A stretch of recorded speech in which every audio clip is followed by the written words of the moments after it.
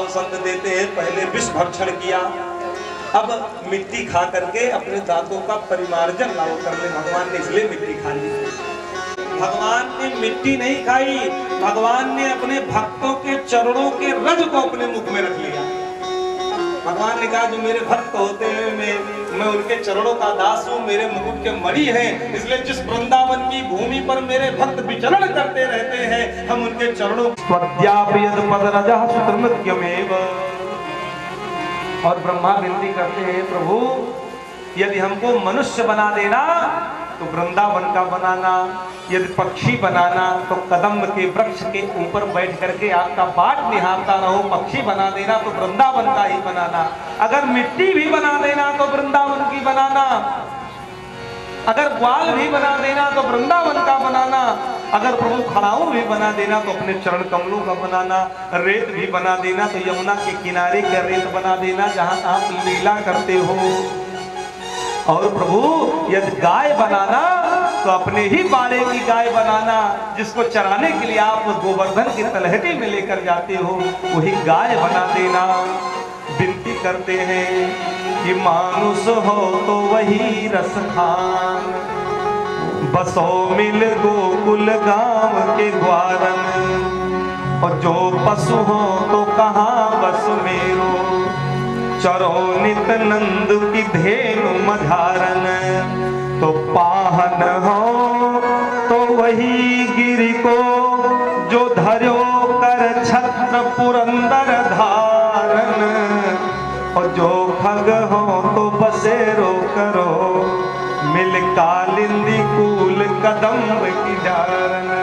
यदि पक्षी भी बनाना प्रभु तो उसी कदम्ब के वृक्ष के ऊपर का पक्षी बना देना, मनुष्य बनाना तो गोकुल के ग्वाल बालों में बना देना, पशु भी बनाना तो गैयों के मध्य में बना देना, पर्वत बनाना तो गोवर्धन बना देना जिसको आपने 7 दिनों तक इसी कनिष्ठिका उंगली पर उठाए रखा। भगवान ने तथास्तु कह दिया, ब्रह्मा जी आपकी मनोकामना पूर्ण होगी। ऐसे भगवान बंधु अद्भुत लीलाधारी हैं, अद्भुत लीला करते हैं, इनके विषय में जितना कहा जाए उतना कम है। वो गोपियां जब भगवान को पकड़ पाती हैं तो घेरा बना लेती हैं, हाथ पकड़ करके, और भगवान बीच में रहते हैं, और गोपियां कहती कन्हैया ये माखन है, नाचोगे तो माखन देंगी और नहीं नाचोगे तो माखन नहीं मिलेगा। और भगवान उस माखन को लेने के लिए गोपियों के बीच में घिरे खड़े हैं, और भगवान वही माखन लेने के लिए नाचते हैं। शेष गणेश महेश दिनेश सुरेश हो जाहि निरंतर गावे, जाहि अनाद अनंद अखंड अछेद अभेद सुभेद बतावे, तो नारद से सुख व्यास रहे पचिहारे तू पुनि पार न पावे, ताहि अहीर की छोहरिया छछिया भर छाछ पे नाच नचावे, ताहि अहीर की छोहरिया छछिया भर छाछ पे नाच नचावे। शेष महेश दिनेश गणेश निरंतर जिसको ध्यान रहे हैं, जिसको निरंतर तपस्या कर रहे हैं कि ध्यान में आ जाए प्रभु, जाहि अनादि अनंत अखंड अछेद अभेद सुभेद बतावे, जिसको वेद नेति नेति कहता है उसको पार पाना असंभव है।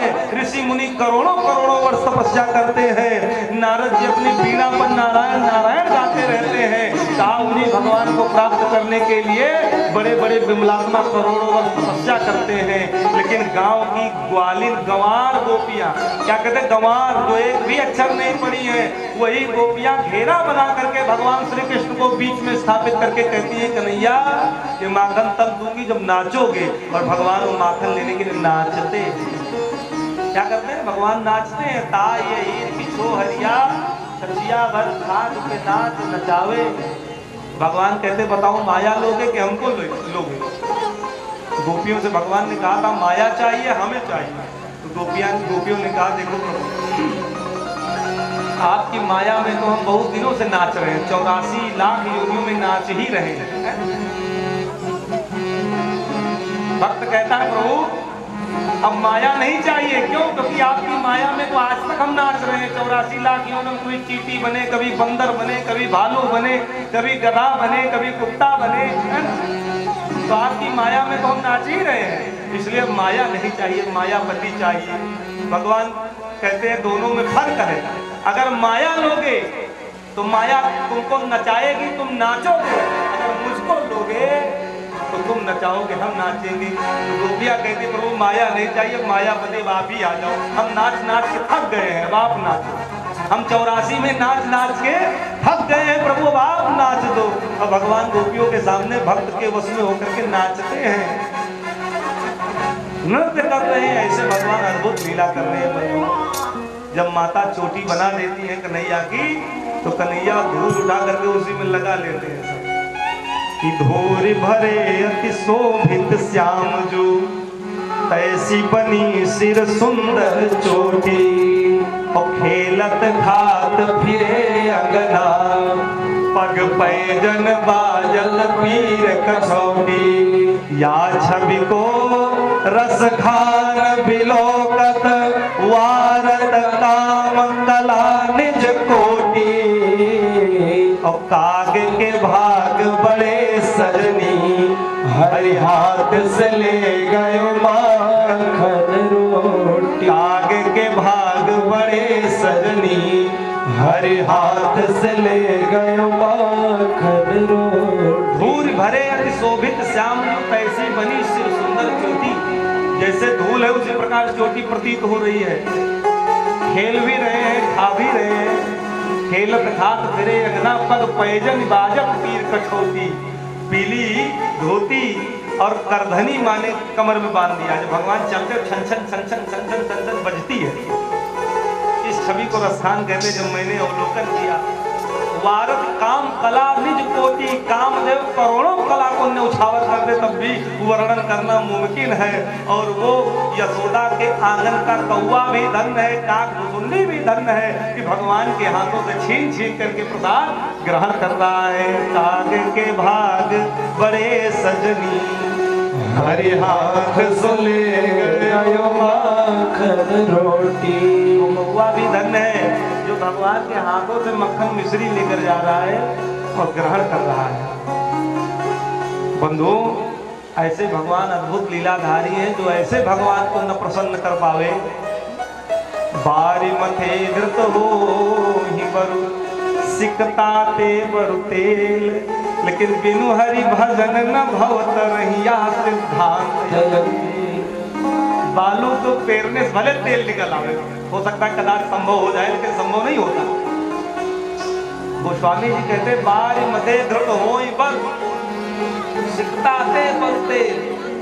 बालू को पेरने से संभवता हो सके तेल निकल भी आवे, समुद्र को मथने से हो सकता है घी भी निकल आवे, लेकिन बिनु हरि भजन न भवत। लेकिन बिना भजन किए संसार का कोई भी जीव तर नहीं सकता। यह सिद्धांत अटल है, इसको मानना ही पड़ेगा।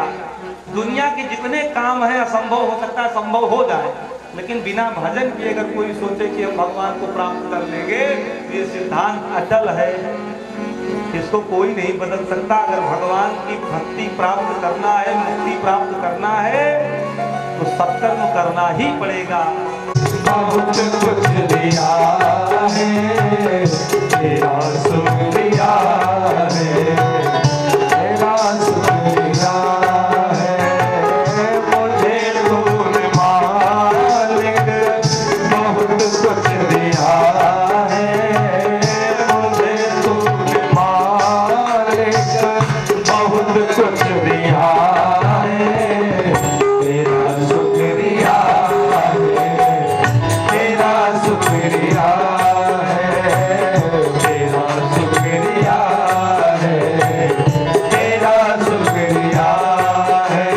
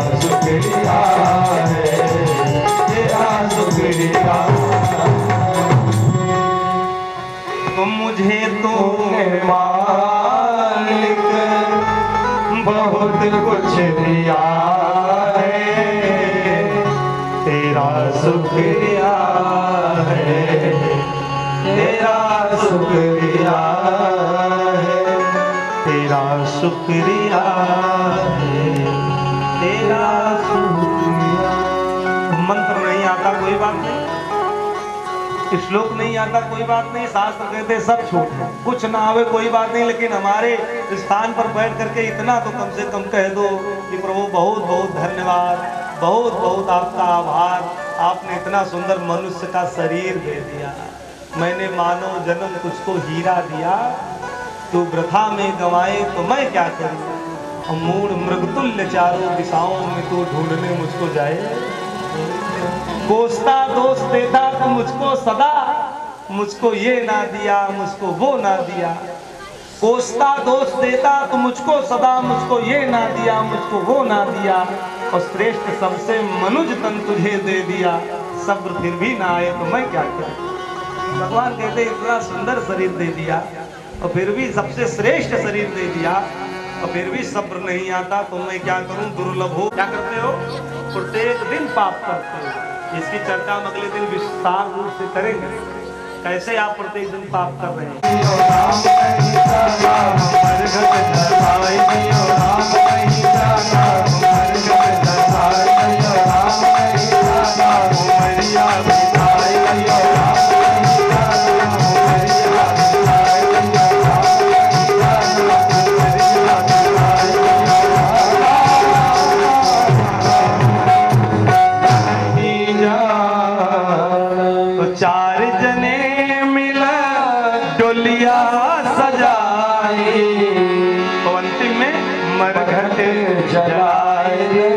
लेकिन राम नहीं जाना, मरिया बिताए दियो, राम नहीं जाना।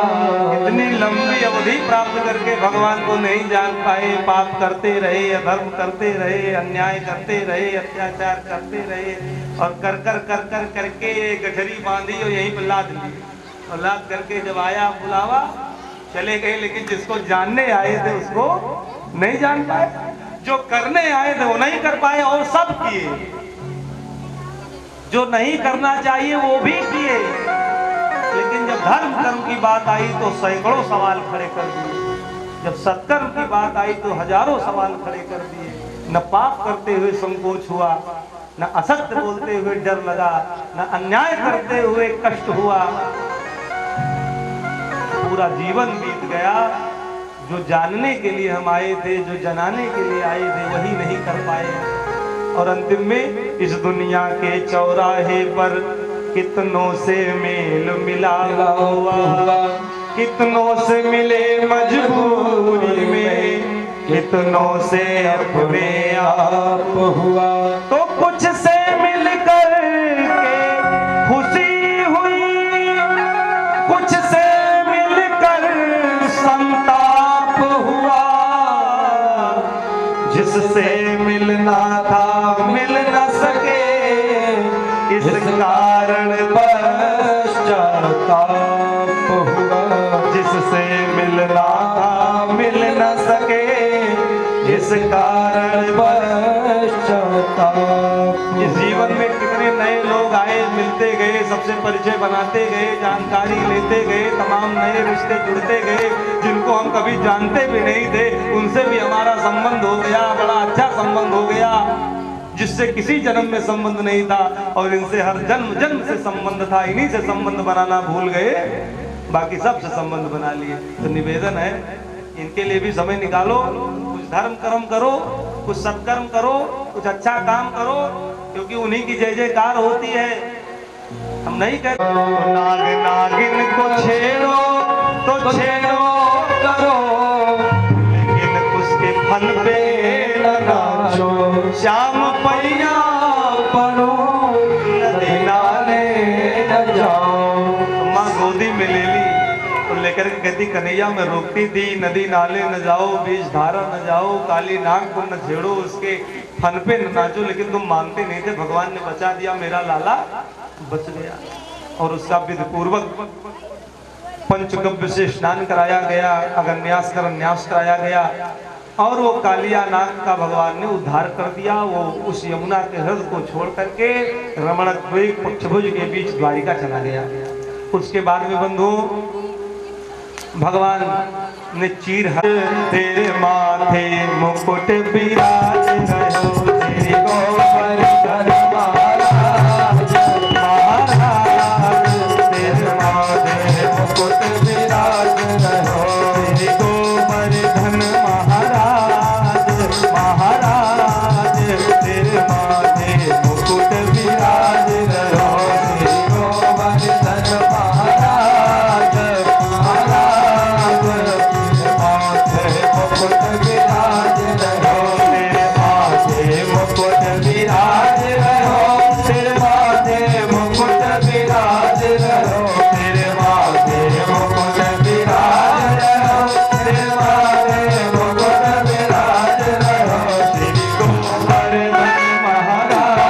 महाराज महाराज तेरे माथे मुकुट विराज रहो श्री गोवर्धन महाराज महाराज तेरे माथे मुकुट विराज रहो जय हो।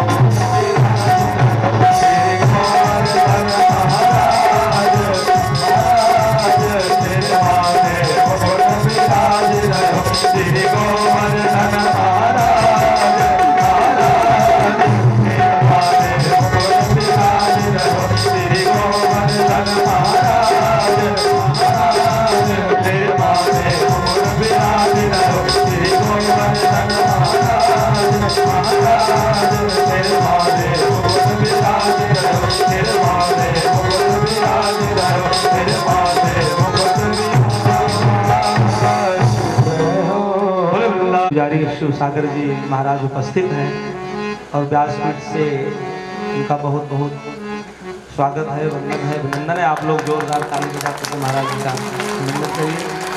बहुत बहुत मंगल कामना है महाराज जी के लिए। बोले वृंदावन बिहारी लाल की। बड़े भाव से और श्रद्धा से हरे राम राम राम सीता राम राम राम हरे राम राम राम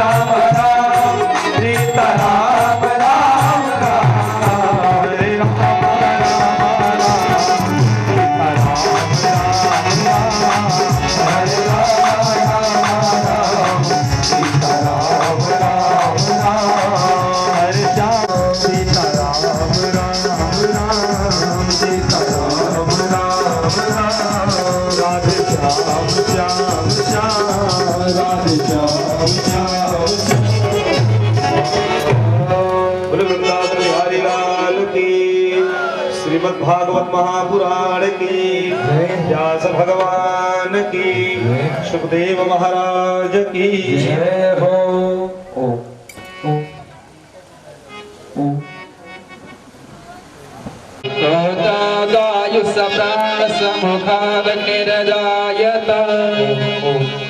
अरे मैं आरती तेरी गाऊं, होके सब कुछ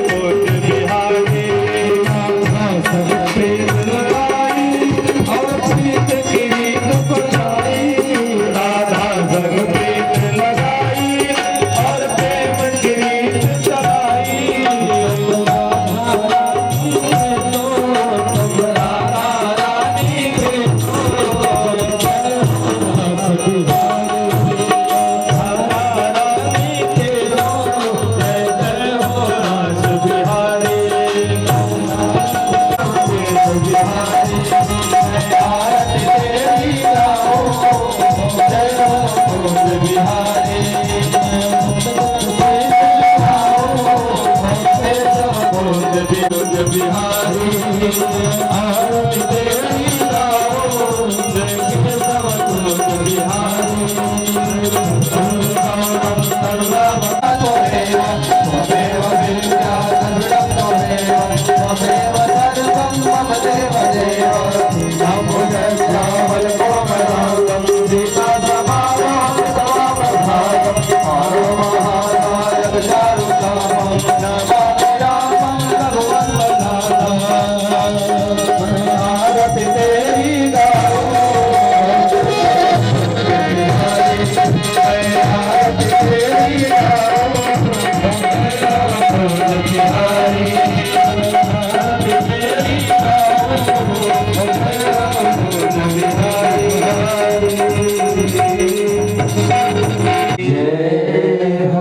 हनुमान जी महाराज की जय हो।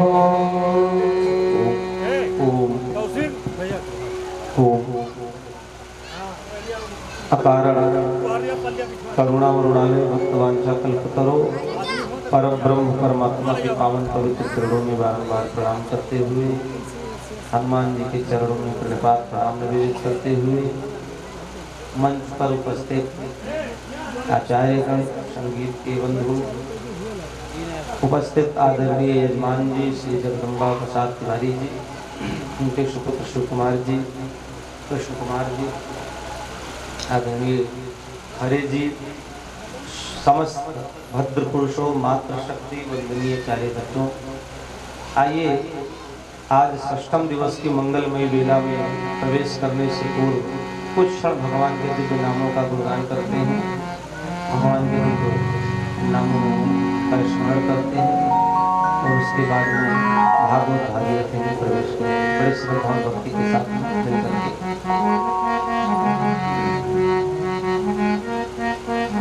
तारा है सारा जमाना हो, श्याम हमको भी तारो, तारा है सारा जमाना हो, श्याम हमको भी तारो, तारा है सारा जमाना हो, श्याम हमको भी तारो, तारा है सारा जमाना हो, श्याम हमको भी तारो, तारा है सारा जमाना हो,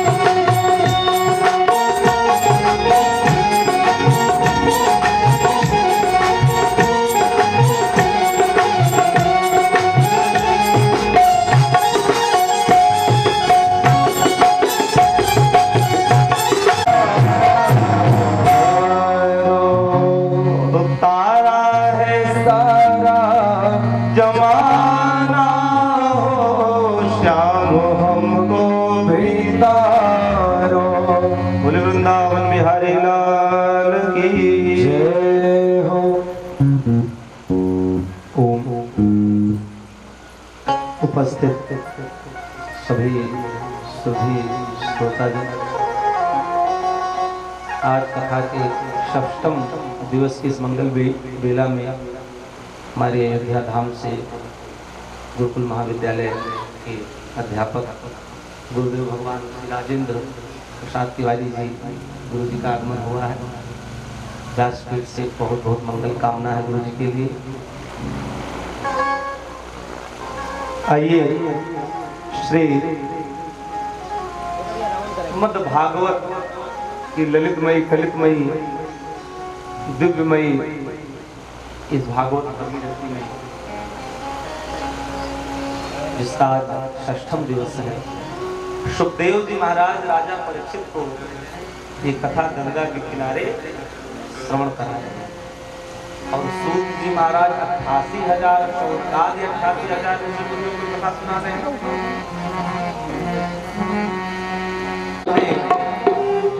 कथा में श्रवण किया कि भगवान की अवस्था 7 वर्ष की और भगवान ने अपनी कनिष्ठिका उंगली पर गोवर्धन को धारण कर लिया।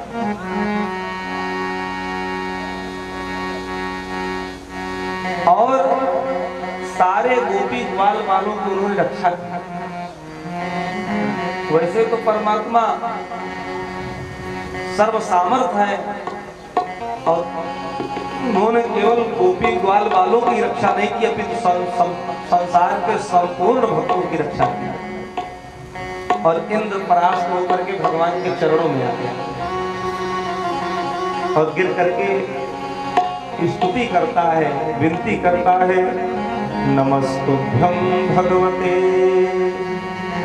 पुरुषाय महात्मने वासुदेवाय कृष्णाय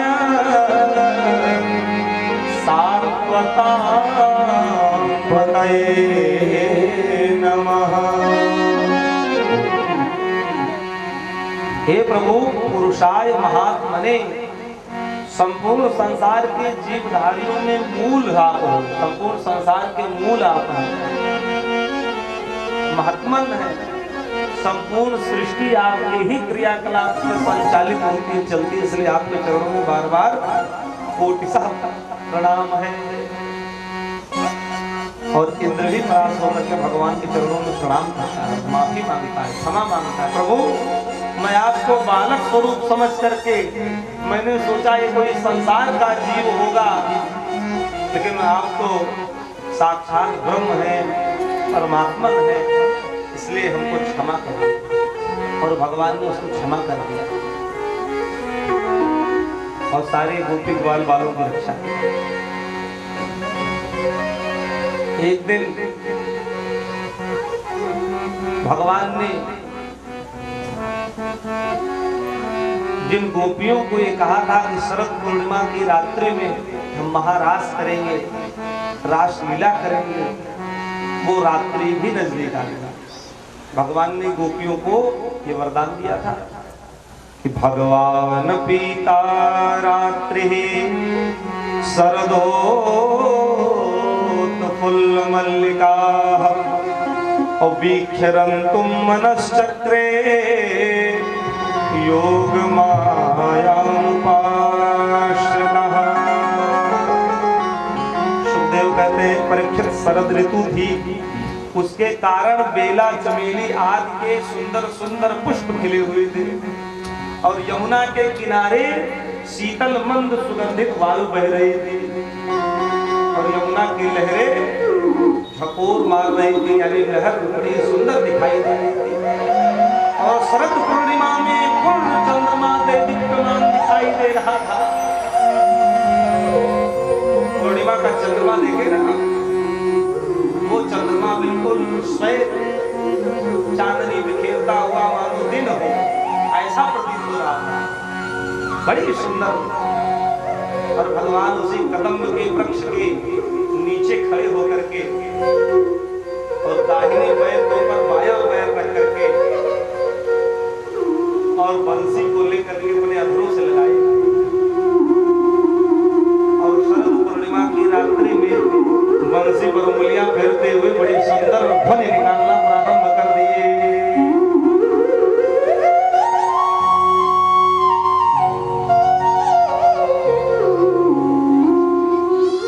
और जैसे भगवान मंद मंद सुर में बंसी को बजाते हैं, बांसुरी को बजाते हैं, शीतल मंद सुगंधित वायु बह रही है, पक्षी कलरव कर रहे हैं, मोर नृत्य कर रहे हैं,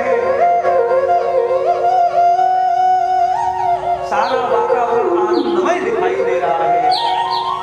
भगवान के बंसी की आवाज जैसे गोपियों के कान में पड़ी तो सुखदेव जी कहते हैं कि परिवेशयन् दित्वा पाययन्त्या शिशून्पयः अशुश्रूषन्त्यः पतीन् कश्चित् यो यास्य भोजनम्।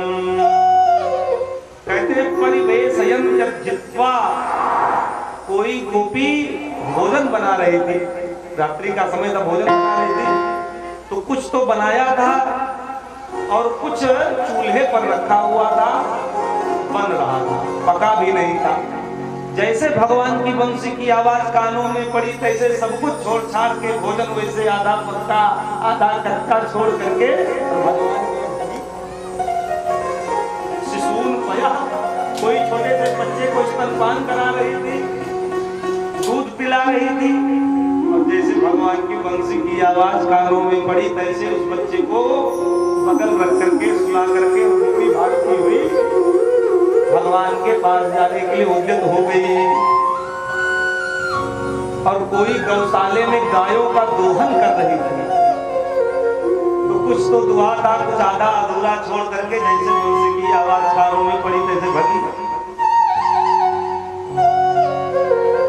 उत्सुकता इतनी थी कि एक गोपी लपसी बना रही थी चूल्हे पर रख करके, बनी भी नहीं थी, ठीक से पकी भी नहीं थी, उसको वैसे ही छोड़ करके, कच्ची ही छोड़ करके भगवान की ओर भागती हुई चली गई। कोई गोपी श्रृंगार कर रही थी, तो काजल आंख में लगाया जाता है तो दाल में लगा लिया, नीचे का वस्त्र ऊपर पहन लिया, ऊपर का नीचे पहन लिया। भगवान की बांसुरी की आवाज इतनी सुंदर थी, इतनी सुंदर थी कि मंत्र मुग्ध कर लेती थी, जो सुनता था वही मुग्ध हो जाता था। और कोई कोई गोपियों को तो उनके घर वाले नहीं जाने दिए, तो उनको दरवाजे बंद कर दिए, खिड़की लगा दिए, तो गोपी तो वहां रही, लेकिन उसका जो हृदय था, उसकी जो आत्मा थी, वो मानो परमात्मा के पास यमुना किनारे पहुंच गई। शरीर तो उसका वहीं पड़ा रहा, लेकिन आत्मा से भगवान के पास। और बंधु, शरीर कहीं भी हो, अगर आपका हृदय जहाँ रहता है, असर उसी का पड़ता है।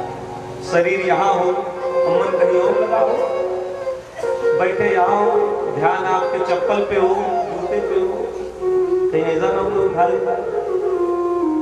तो कहते हैं कि जिस पर ध्यान होगा फल उसी का मिल जाएगा। तो महत्वपूर्ण ध्यान आपका है कहाँ पर? शरीर से तो व्यक्ति यहाँ पर है, लेकिन मन से अगर कहीं और है, पंडित जी कुछ भी कहते रहेंगे, उनसे पूछो कि भैया क्या हुआ, शायद हमारा तो ध्यान यहाँ था नहीं, तो कहीं और बैठे भले आधे, लेकिन थे कहीं और। तो गोपी थी भले कमरे में, लेकिन वो पहुंच गई थी भगवान के पास, भगवान की शरण में। कि बाजी भागी बाजी घर छोड़ी छोड़ी भागी बाजी, ओ बाजी मारग भुलाई बाजी व्याधि लागी तन में, ओ बाजी घर छोड़ बाजी बाजी डर छोड़ बाजी, ओ बाजी वर छोड़ व्याधि व्याधि लागी तन में।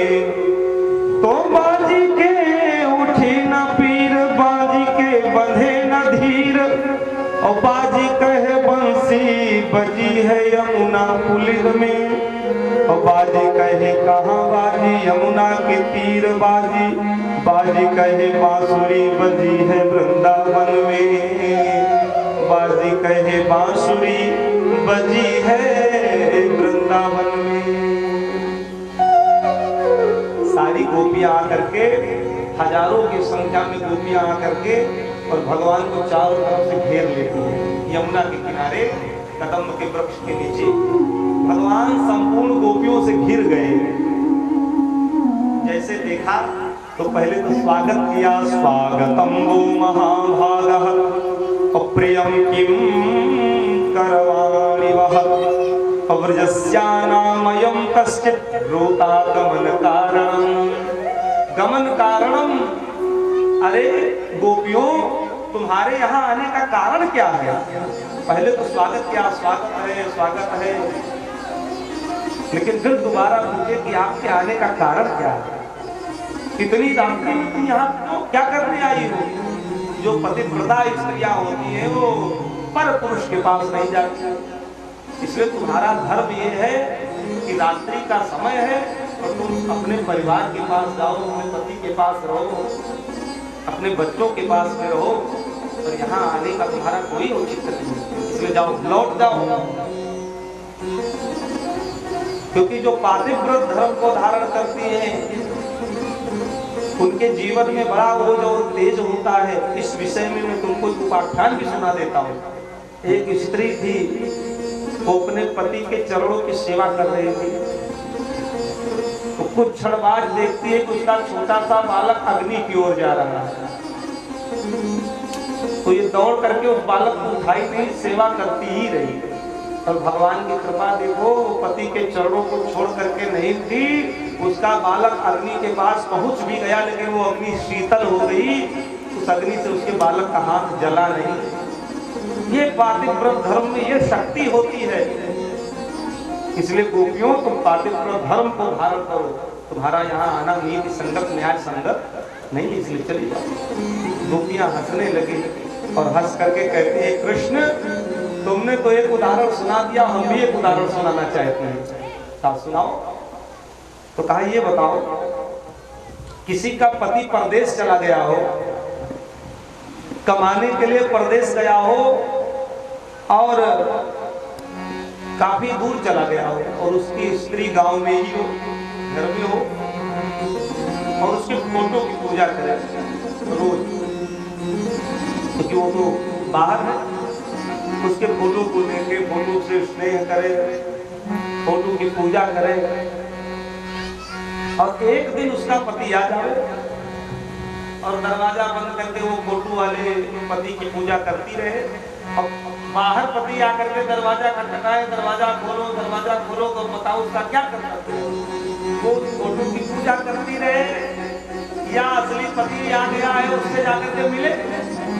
तो भगवान हंसने लगे और हंस के कहते, गोपियों अगर असली वाला आ गया है तो नकली की पूजा क्यों की जाए? तो गोपियां कहते, प्रभु आप भक्त है कि संसार के जो पुरुष है ये नकली है, असली तो आप ही हो, असली तो हमारे प्राण प्रियतम आप हो, ये आत्मा परमात्मा का ही वर्णन करती है। इसमें जब आप आ गए हो इस धराधाम पर, इस सृष्टि में, तो हम उनसे नहीं, हम आपसे मिलने आएंगे, बताओ आपको छोड़ के जाएगा?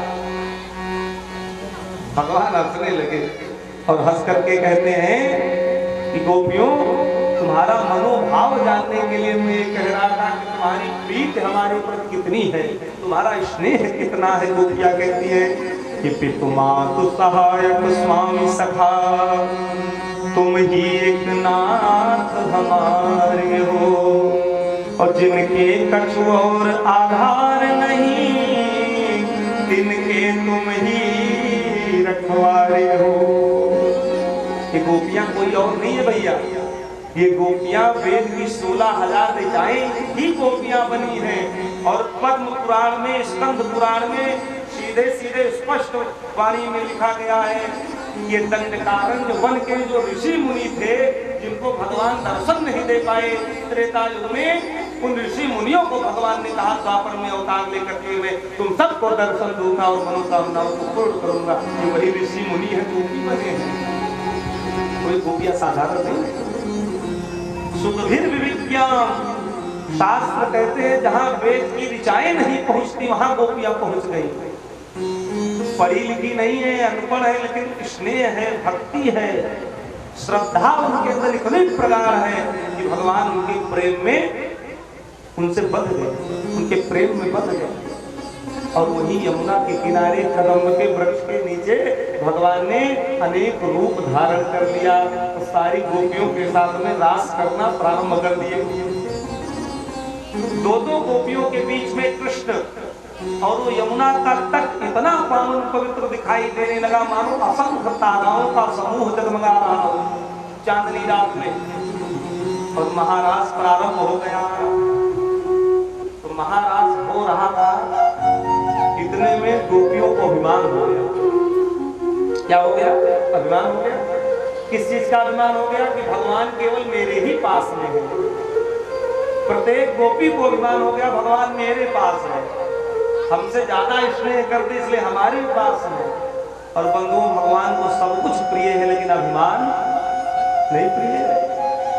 अगर अभिमान आ गया, अगर अहंकार आ गया तो भगवान कहते हैं फिर मैं उससे बहुत दूर चला जाता हूँ, मैं उससे बहुत अलग हो जाता हूँ। इसलिए अभिमानी व्यक्ति हमको प्रिय नहीं है। अभिमानी व्यक्ति हमको प्रिय नहीं है बंधुओं। और गोपियों को जैसे अभिमान हुआ, भगवान अंतर ध्यान हो गए। क्योंकि जब मैं था तब हरि नहीं, और अब हरि है हम नाही, और प्रेम गली अति सागरी तामा गौण समान।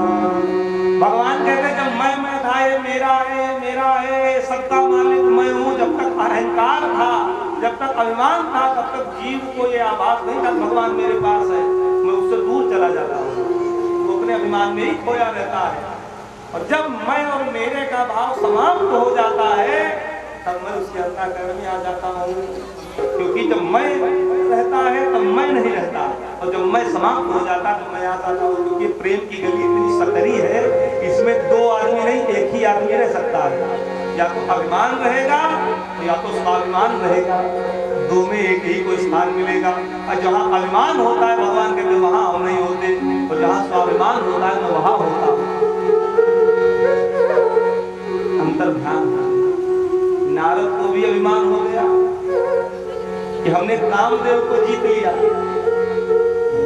कामदेव मेरी शरण में आ गया, जीता काम अहमद मन माही।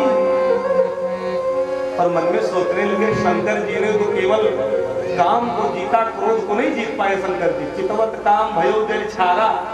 अब कामदेव को गुस्से में देखे तो कामदेव जल के भस्म हो गया। तो नारद सोचने लगे कि हमने तो काम को भी जीता, क्रोध को भी जीता, और शंकर जी ने तो केवल काम को जीता, क्रोध को नहीं जीत पाए, इसलिए शंकर से भी बड़े हम। अभिमान हो गया। और शंकर जी के पास में गए, कहने लगे प्रभु क्या बतावें, आपने तो केवल काम को जीता, हमने क्रोध को भी जीत लिया। कामदेव मेरी शरण में आ गया, मैंने क्रोध भी नहीं किया, और हमसे क्षमा याचना मांगने लगे। शंकर जी समझ गए इसके अंदर अहंकार आ गया, और कह दिया भैया हमसे तो कह रहे हो लेकिन भगवान विष्णु से मत कहना। लेकिन जो अभिमानी व्यक्ति होता है वो सबसे जा करके अपनी बड़ाई खुद करता है। भगवान विष्णु के पास पहुंच गए, और भगवान विष्णु जी से भी बड़ाई करने लगे। विष्णु जी ने पूछा नारद जी बहुत दिन बाद दिखाई दिए, कहाँ चले गए थे? नारद जी ने कहा प्रभु क्या बताऊं, तपस्या करने मद्राचल पर्वत चले गए। और कामदेव जब शरण में आकर के गिर गया, क्षमा मांगने लगा, हमारी तपस्या तोड़ने का प्रयास किया, लेकिन आपकी कृपा से हम तपस्या में लगे रहे। कामदेव शरण में आ गया, हमने काम को भी जीत लिया, क्रोध को भी जीत लिया। भगवान को लगा कि नारद के अंदर अहंकार आ गया, और नारद जैसे संत के अंदर अहंकार आ जाएगा तब तो साधारण भक्तों के अंदर अहंकार आना स्वाभाविक है। इसलिए भगवान ने माया का नगर रचा, और उस माया के नगर में